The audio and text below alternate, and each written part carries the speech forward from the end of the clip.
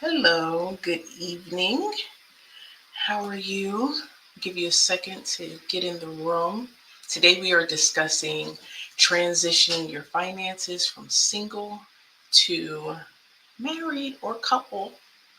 And I'm going to cover a wide bunch of areas in terms of managing finances together when you start to blend your family and your family starts to come together and what that looks like because it looks different depending upon where you are in your life and where your mate is. So tonight we're going to discuss transitioning your finances. So I'm just going to give a couple seconds just to make sure everything is, give everybody a chance to get in the room and make sure everything is working properly.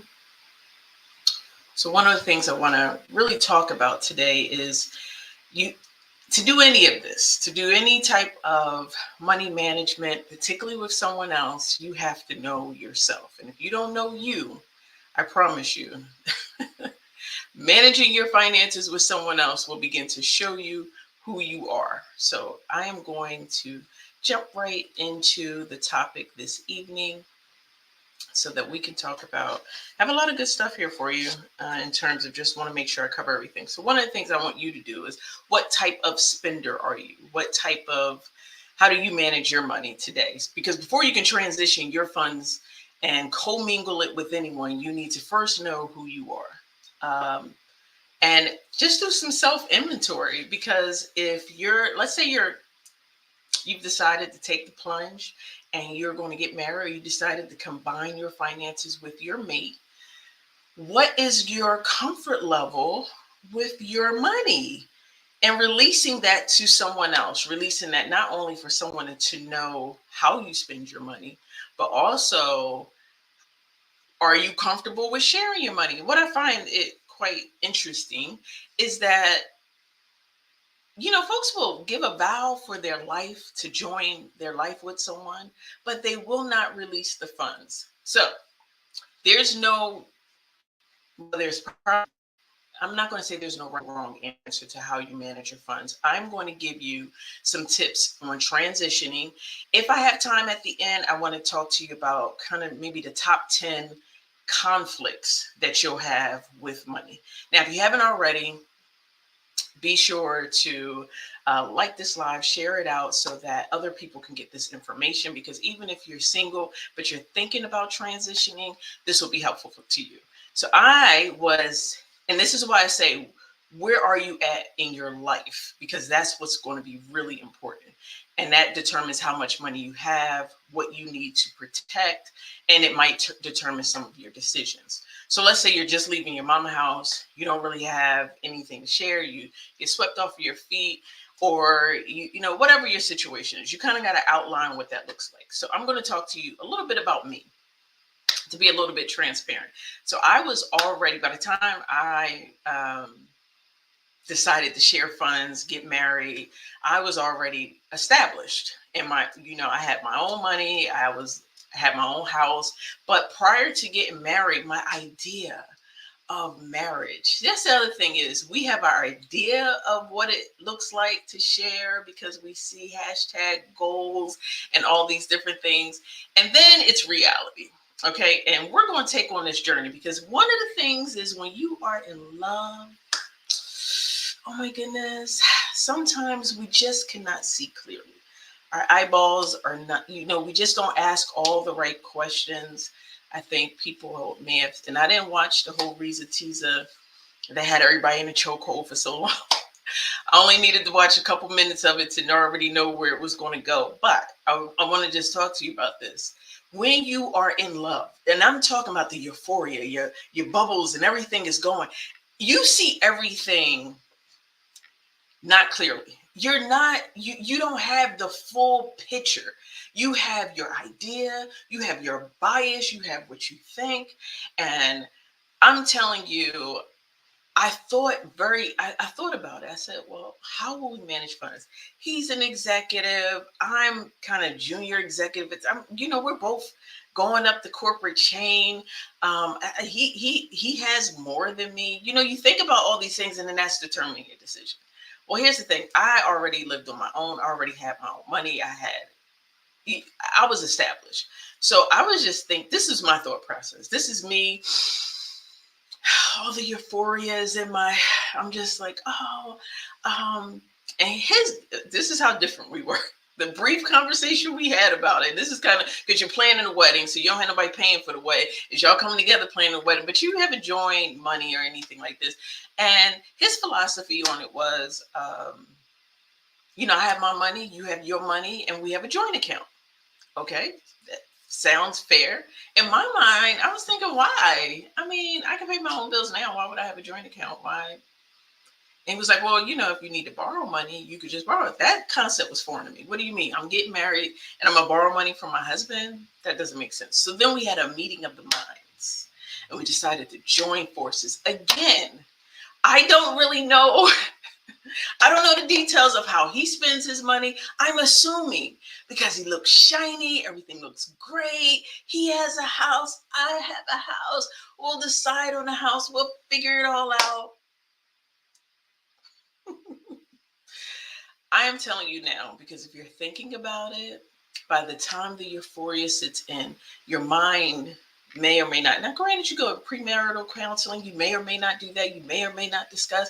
There's people that come together and their chief thing is finances. Well, lo and behold, I am a saver and he's a spender. So yeah, everything looks shiny, but then I have some fears that I don't think I had addressed, right? And let me tell you, you will attract. He spent money like my daddy spent money, probably not that, probably not like my daddy, but my dad liked to spend money, and I ended up with a husband that likes to spend money. I didn't really think about the ramifications. I figured it would all work out because when you're in love and you're planning your wedding, it'll all work out, and it may or it may not. So I'm going to give you the tools and tips that you need to do in terms of management. Now, everybody is at different points in their life. I get it. Some people, you might not have to bring anything to the table. You marry someone and one person is handling everything and they have all the money and you might not need to know. I'm not really going to touch on that, but it's important to know who you are, because if you know who you are, you're going to make steps to ensure that that's the lifestyle that you're living. So keep that in mind. If you're saying, hey, I don't want to spend a dime and I just want to be I'm arm candy. What I bring to the table is me. He brings the finances. Everybody got to agree on that. Okay. And you have to have a plan in place in case, like, how many streams of income does he have to be able to support your lifestyle? What does your lifestyle really even mean? Because sometimes as guys look at you and they say, oh, she's beautiful. She has this, that, and the third. But this costs, it might be your hair, your nails, your makeup, like whatever it is, your partner needs to know. So I'm from Philly, so I tend to talk with my hands a little bit. So I'm going to just let you know I'm doing a conference. If you want to know more about finances, soar2xmore.com is in, I think, 17 days. So definitely join it. Let's get into it. All right. So the first thing we're going to talk about is how to transition, the good stuff. And then we're going to talk about the conflicts, if I have time. So one, you want to have open communication. And this sounds easy, doesn't it? But communication is the one thing that destroys marriages, that destroys jobs, that destroys partnerships, clearly we all know how to speak, but we do not know how to communicate properly. If we did, we wouldn't have this problem. Now, whatever biases come into play, which is why we don't have open communication. We want to have open communication. Now, I've seen a lot of information out there where there's people that have no idea what's going on in finances, and we might know that from some of our family members. They have no idea, no clues to what's going on with the money. One partner handles everything, the other partner handles the household. That is a model that, quite frankly, has worked for probably centuries. So I'm not saying it cannot work, but what I'm saying is if you are the party that knows nothing, you need to know something, because at any given time your mate could pass, or you need to know that you have some protections in place. So I'm just going to say that, but I am not knocking any type of model. I can tell you what happened with us and what I can tell you to watch out for. Open communication. And one of the things my husband would say, we'll never argue over money. But what does that mean? Because I got arguments. I got things that I need to address, but he doesn't argue over money. And I'm, as you go down the journey, what does that mean? What does that mean not to argue? So you have to listen for their language.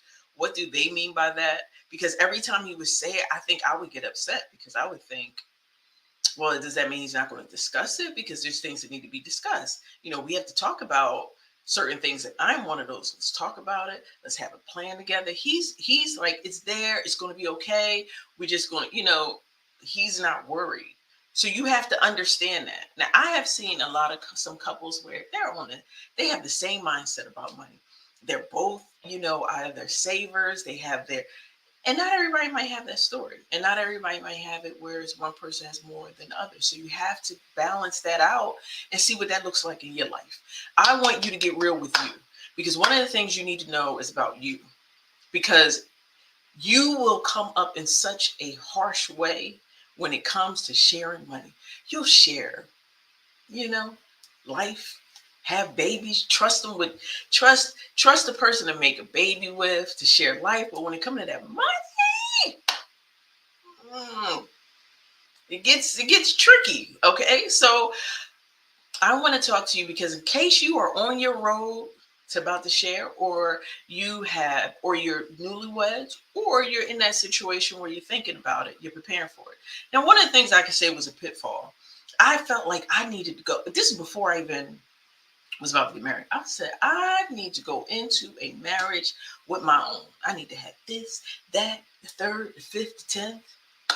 And some of that stuff that I felt like I needed to have was a barrier. If I would have just been patient, maybe. Did I really need the stuff to prove that I was valuable? I had my own house. I had my own this. I had my own that. Then you go to joint houses, and we in the bubble. At the time of the bubble where the cost of the house is really not what it's worth. I think we both were probably in that situation. Now we got to decide who house we're going to live in.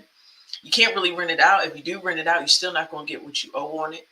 Those type of situations. So you just want to make sure, what reason are you doing it for? And I can tell you my reason. I knew I was getting married. I had not found him, but I had trust in my mind that I knew he was coming.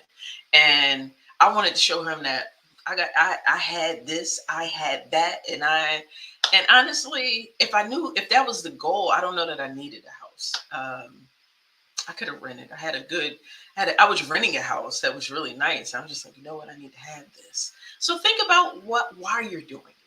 Are you doing it for you? Are you doing it for investments? Are you doing it for taxes? Make sure that you are definitely managing your funds based off of making big purchases because that's what you want to do, and not to keep up with the Joneses or whatever the reason was. But I can tell you what my reason was. And I can be transparent today because I was having that conversation in a silo with myself. It was no one I was talking to about it. It was just how I was viewing life.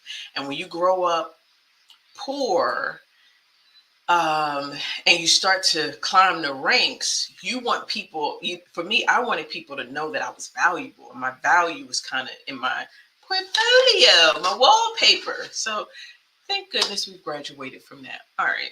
Let's get to the second thing. Now we have open communication. What does open communication look like? Let's talk about what open communication really is. Open communication is, let's talk about these current finances. Because you could think the person has this. You could think the person knows how to manage that. Let's open these books. Amen? Let's see what these books look like.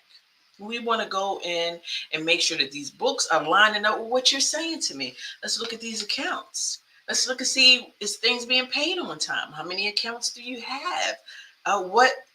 What banks do you use? How often do you say it? Because there's one thing when you talk about it, is another thing when you see it. Open up the books. If you are thinking about marrying someone, if you are thinking about sharing finances, open the books, because that's going to determine how you manage finances. Because let's say, it doesn't matter in gender roles. It could be anything. So let's say you're going to marry someone and you open those books and you realize the person you about to marry don't save no money. Don't have money. Got a lot of stuff, look good, but they live in income stream to income stream, whatever that is, whether it's businesses, whether it's a job, that's going to have you make some decisions for yourself. Because if you are the person that, let's say you make more, or you're not going to work, or you make about the same, it's going to make you say, okay, do I want to put everything into one pot? Because this is for grown folk. This really conversation for grown folk. I can't really speak too much if you just coming out and you don't. But you grown and you done built something and you have some money and you open those books and you realize this person's really not good with money. It is, you have to be financially wise. You have to make wise. And I know people say, oh, if you love them, you put it all together. You gotta have a house. So they might have gotten by off of luck all this time. But when you go into a union and you decide that you're gonna say your vows into death, you gotta make sure you guys got a house. You gotta make sure you have some place. You can't just go blindly into things and say, well, I hope it all worked out. No, go in saying, you know what? It seems as though that we don't have any reserves or whatever the conversation is, but that goes back to the open communication. That's when you start setting some expectations. So you want to look at your because that, I always say, make decisions with data because it just helps. So go ahead and open up the books. Trying to have this conversation without looking at the books is going to be kind of hard because you're relying on the person's fears, guilt, whatever. Now, if you're getting with someone and they're saying, hey, I'm a millionaire, billionaire, quadrillionaire, whatever, don't worry about it, baby. I got you. You don't have to look at none of these. I can show you that I at least have something. You don't have to worry about it. That's different. But if you guys are going to be working together, plowing together, building together, open up the books. And I can tell you, putting everything together builds wealth quicker. So but establishing who's better at it or who's the strength in being able to manage it will help. So I would strongly encourage you put things together because that's how you get places quicker. That's why corporations that's why they do mergers, and that's why there's partnerships and all that. Why? Because you build faster. The momentum. If you're doing it by yourself, it's going to take longer and harder. But when you have that support system, whether it's money or you taking care of the house or whatever it is that you're doing, if you come together, that's going to give you that traction. You're going to go much, much quicker. But you got to make sure you know what you're coming together with. Okay, you got to make sure you know both sides. When people enter into agreements and partnerships, they pulling out their books. Let's see the paperwork. Let's see if this is a good reason. Even if the finances is bad, listen, money changes, and it don't take long. So even if it's bad, it just gives you a snapshot of what needs to happen. And then you can have the discussion. Well, I think we should do X, Y, and Z. And then very quickly, you're going to find out whether or not how mixing finances is going to work in the union. All right. The other thing you want to discuss, this is so everything is important when it comes to this. And I'm not saying this because I'm telling you, I'm just saying these are really this is going to help you. This is going to collapse time for you like you would not believe. Let me tell you. Discuss your financial goals. I cannot stress this enough. You don't understand how you could look good on paper together, how you guys can like the same movies, like the same shows, go do the same things, you're vibing, everything is, but you have not discussed financial goals. Do you know how far apart you could be and you don't find out until you way down the road? I don't even know how many years in we might have been, but my husband gives a testimony one day and he said he pulled out what the amount of money he wanted to make. And it wasn't until that moment, sitting in church, that I realized that his goal, his financial goal, and my financial goal were not aligned. Now, don't beat me up like, why you ain't had that conversation before? I don't know. I assumed we was on the same page. I'm talking, he talking. This is what I'm saying, perception. Things will get filtered through a lens that you filter out information and you didn't even realize you filtered it out until you having this epiphany. It's like, wait a minute.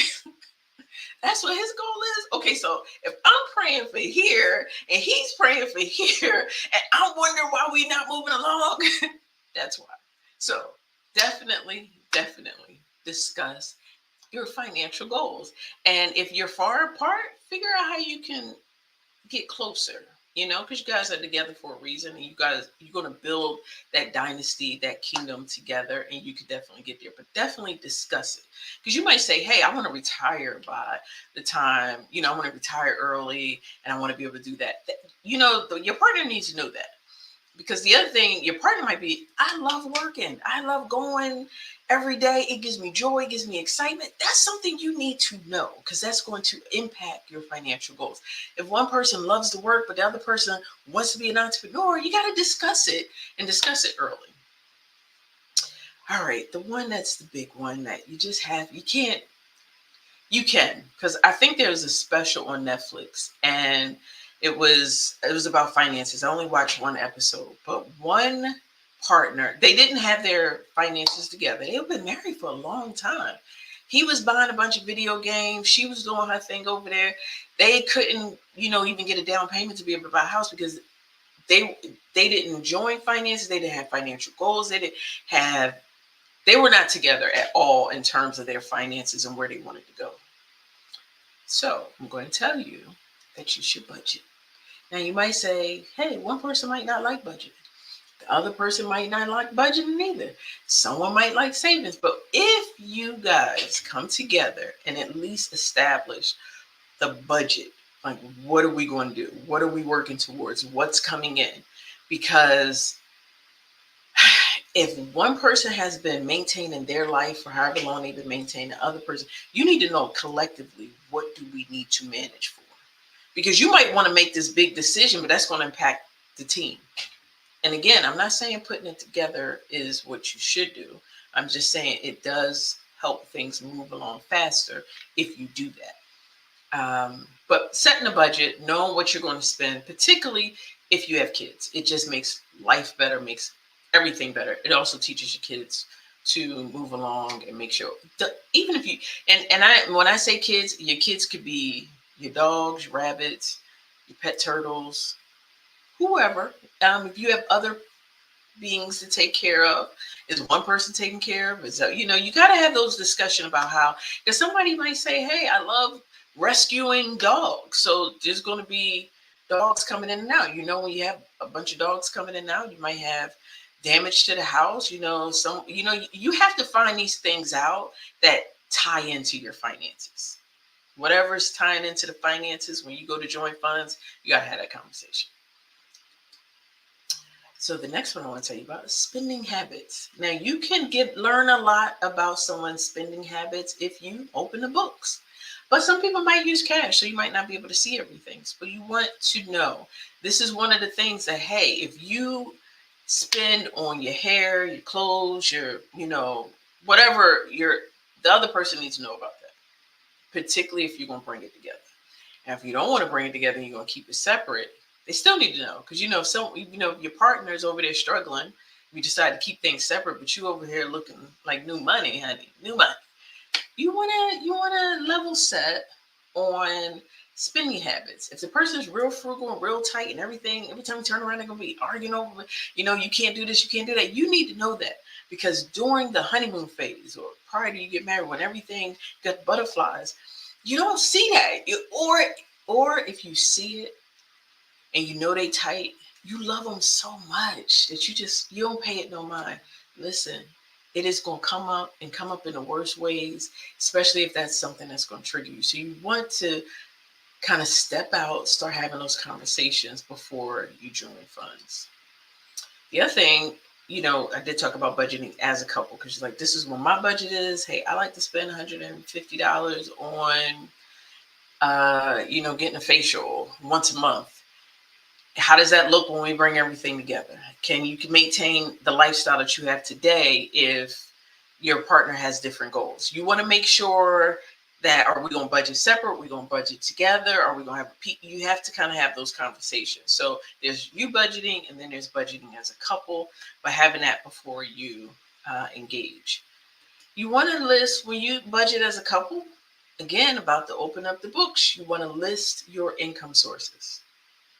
Is this regular? Does the money come in regular? Does money sporadic? What does this look like? Do you like your job? Do you plan on staying there? Do you like this business? Do you like your business partner? Have those conversations, because if they're unhappy, unhappy to the point where they're jumping around, there might be some shifts in your money. You have to be prepared. Do we have a cushion? So you want to list out your income sources. You want to know the frequency of those income sources.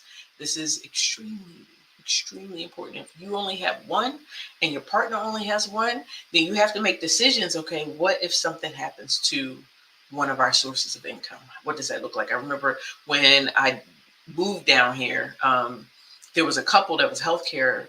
They both worked in healthcare. For some reason, they both were terminated from their jobs, and they did a murder suicide. And all I thought was it probably was over money. They was trying to figure out how they was going to pay that mortgage, how they was going to pay those things, and they just decided, let's just leave here. So you want to make sure that your joy, peace, love is not wrapped up in your money, and that you can navigate those conversations carefully, particularly if one loses your job or both of you lose your job or your source of income.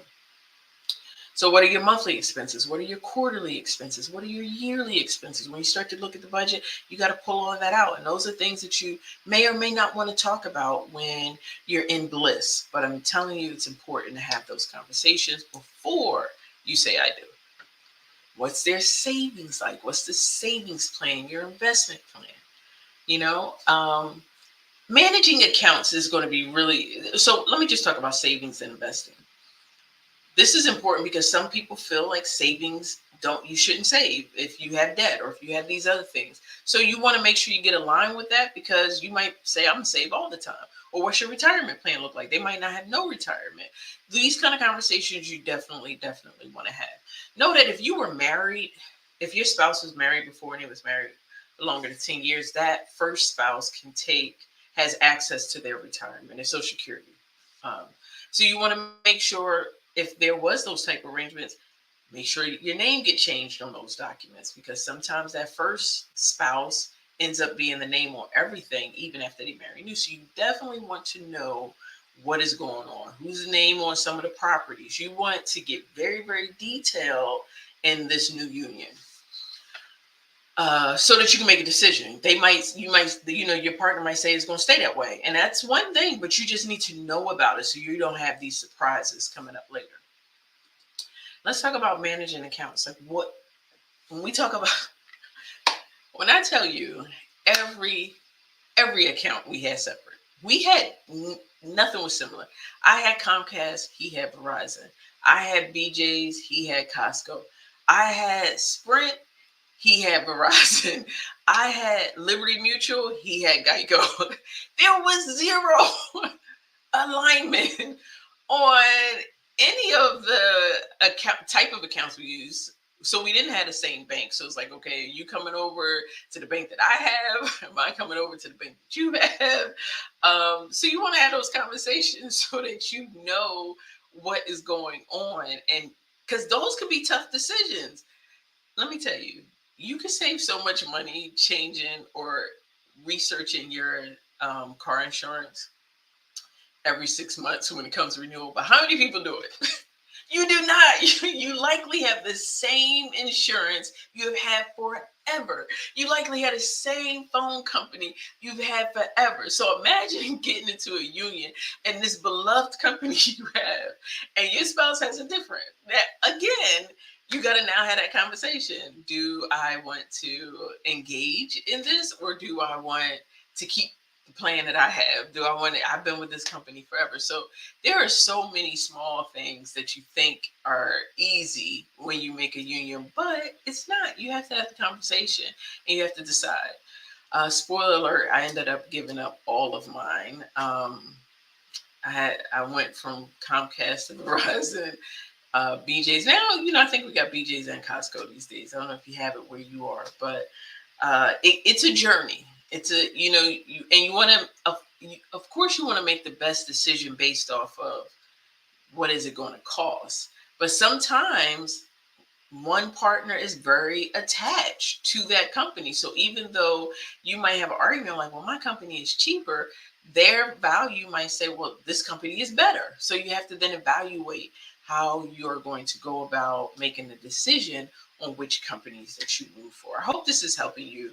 If it is, please let me know. I would definitely, if these are some of these things that you haven't even thought of. Um, I can ask, what's your view on investing with debt? Oh, let me tell you. So, all right, let me talk about that. Because so the question is, what is my view on investing with debt? So I'm gonna tell you, because this is a couple situation. So my husband's view on any type of savings investing is this: you don't do it if you have debt. You just pay off your debt first before you do anything else. Me, I'm gonna save no matter what. When you know what it's like, when you don't have nothing, listen, cash is king, and there's gonna be some cash somewhere. That's just how I'm gonna live my good life. Okay, I know what it's like when you don't have nothing. I know what it's like when, I mean, nothing.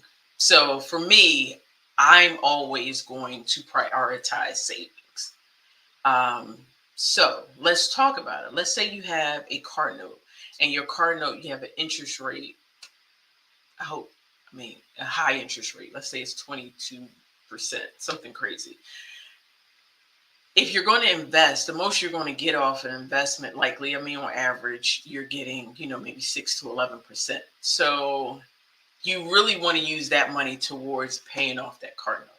Now, if you have a car note and your interest rate is 1 to 2%, that's why I always say get your credit right first. Because if your credit is right, it makes living any type of financial situation better, until you get, wealthy, where you don't really need the credit. But if you are, if your decisions, meaning you're getting a loan or anything, is based off of someone running your credit, get your credit right, because it will help you with so many things in law. And getting your credit right, trust me, is so much quicker than you think.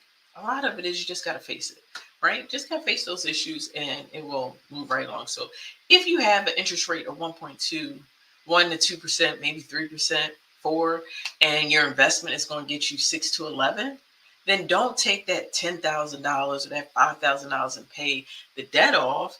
Go ahead and put that into your investment, because then you're going to make money. That's my opinion on it. Everybody has their difference of opinion, but I can tell you, if you put money in different places, I knew a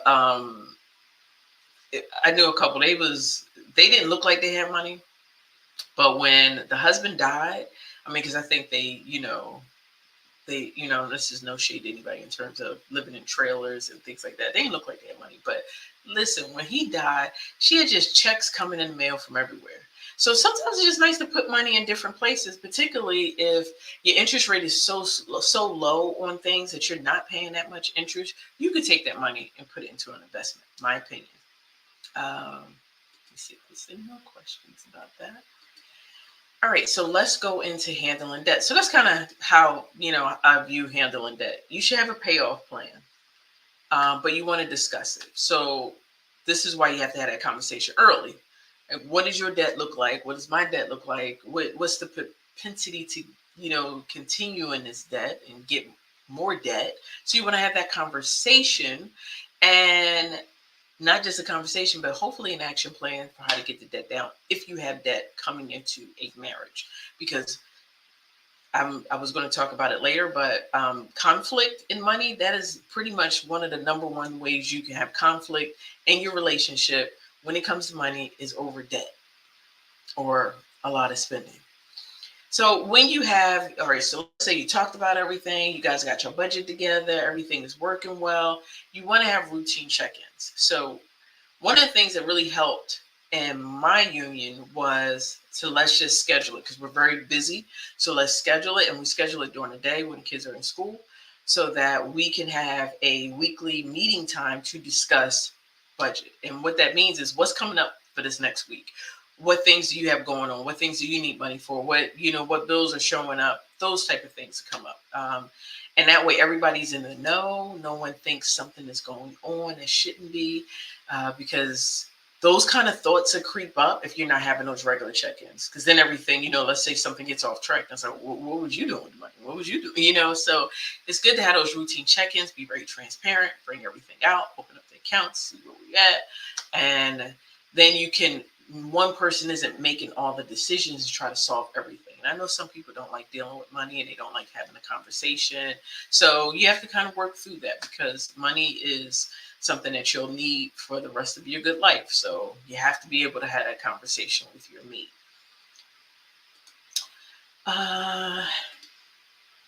So let's talk about money conflicts. How am I doing on time?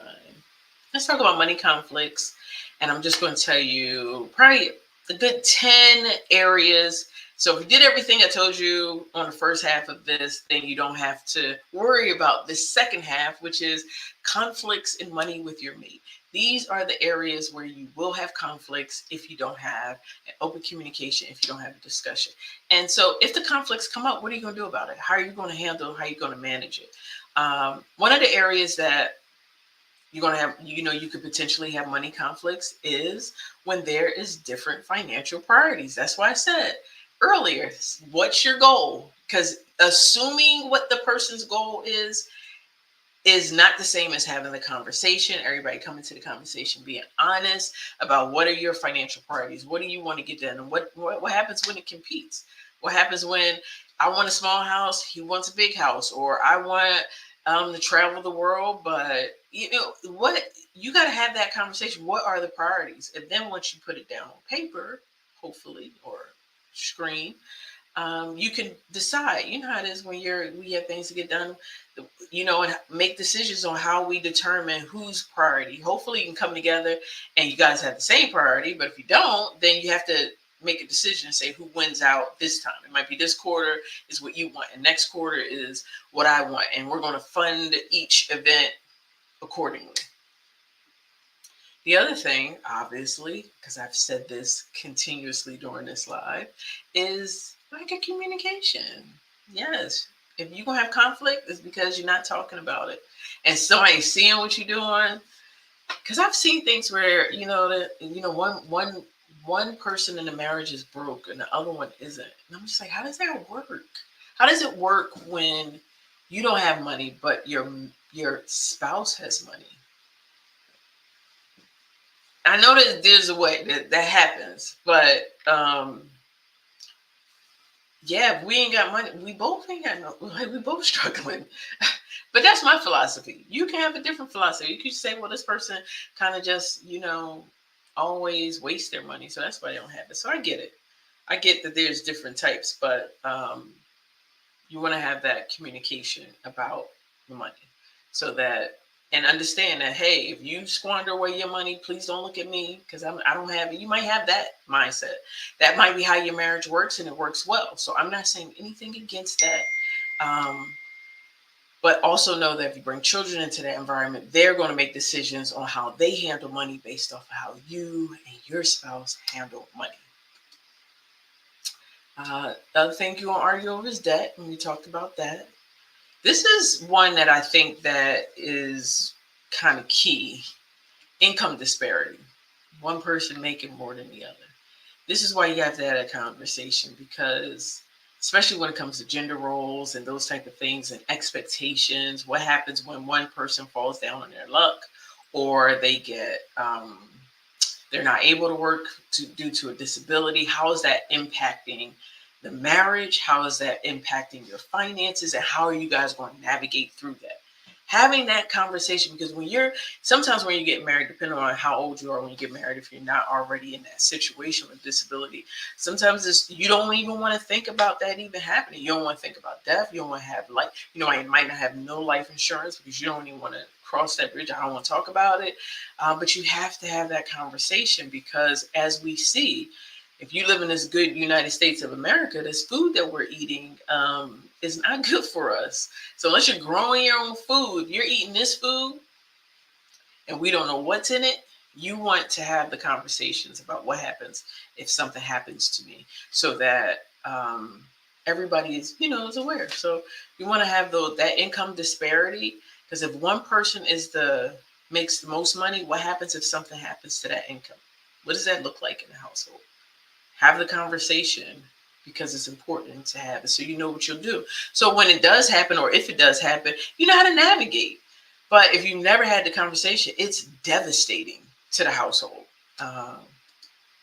The other thing is personal spending. You're spending a lot and they're not spending a lot, and then they can't figure out how to make the bills can't pay the bills, but you're out buying all these leisure things, those type of things. That is an area of money conflict. So I'm just kind of trying to tell you some of the things that will cause conflict in your union, in your marriage, when you bring your finances together, if you're not aligned. Financial infidelity. This is cheating. You hide in money, you hide in debt, things like that. This is cause for arguments, divorce, and everything else. Financial infidelity is big. You want to communicate. If you're hiding things that you know you shouldn't, I mean, if y'all have that understanding and your finances are separate, that's one thing. But if you are buying a whole bunch and you got Amazon coming and the other person's not there, and you hide in Amazon and you hide in debt all over the place and they don't know about it, or you making extra money on the side and they don't know. These are things, and you might have to do this for other reasons because you're in a marriage that you need to do that. But I'm just talking about happy, blissful, loving marriages where you're getting into a union and you're aligned. This is kind of what this advice. I'm not telling you if you're trying to have an escape plan and things like that, and this is not for that. This is just, hey, how are you transitioning from single life to married life with finances? One of the things is you want to protect yourself. Something I didn't talk about earlier. Let's say you come in, you're established, they're established, or you're established, they're not established, but you have kids, things like that. There might be things that you want to make sure that your kids are going to have regardless of this union. So you might, we talk about prenup. You want to have things in place to protect your assets prior to the union, for you, your kids, your livelihood, things of that nature. So it goes both ways. If someone asks you to, and people have different opinions about prenups. They're like, well, are you really all in if you have a prenup? Business is business. So when it comes to making that decision, you have to make that decision based off of your personal beliefs. However, depending upon your circumstances, it might be important to make sure that you're protecting yourself and your finances and any finances that you are setting aside for your children. So let me think. Do I have anything else I want to talk to you about in terms of conflicts? Some of the other things that you could definitely have a conflict over is investment decisions. Somebody has a high risk, they're going for those big things, and you have a low risk tolerance. Those type of things could definitely impact. Or let's say you have some insurance policy, you want to leave something because maybe your only child, maybe your mom or your dad only has you, and you want to have them taken care of or things like that, and you want to put aside a certain amount of your insurance policy to make sure it's covering people that are outside of the marriage. That's an area that could be a conflict if it's not you don't have that conversation beforehand. So you want to definitely talk about that. And future savings, you got to think about your future, and you got to think about your legacy beyond your time here on this earth. And what are you doing to ensure that your next generation is able to have a jump start? What are you doing to ensure that you are taken care of in your senior years? I cannot stress this enough. But you got to be aligned with your mate. Your mate might say, hey, if you have debt, like for me, for instance, if something was to happen to my husband, I don't have anybody else I can turn to. So I need to make sure that there is enough. But if something happens to him and I'm alive, he got me, So you have to think about your life. But if something happens to him, yeah. So I'm probably not going to be someone that wants to take high risk, or I don't want to, take out of an investment that I have that's going to prepare me for my senior years, because I am going to need it because if he's not here.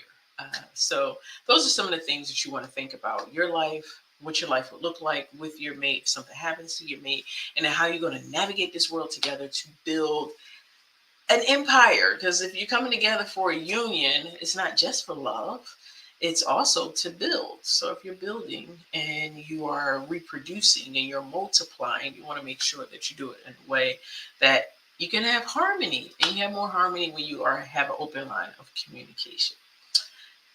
So just checking in. Do you have any questions? And was this helpful to you at all? I hope it was. And it was such a pleasure to be with you this evening. And until next time, remember there's a conference that I'm having in about 2 weeks, 2.5 weeks. It's soar2xmore.com. And grab your seat. It's on the flash sale. I can't wait to see you in the room if you're able to attend. It was a very nice evening talking to you. Hopefully, these will be helpful to you. And if you message me, I can give you some of these tips. I can email them to you just so that you can have them in your mind, thinking about them if you need to. All right. Well, it's good talking to you. And until next time.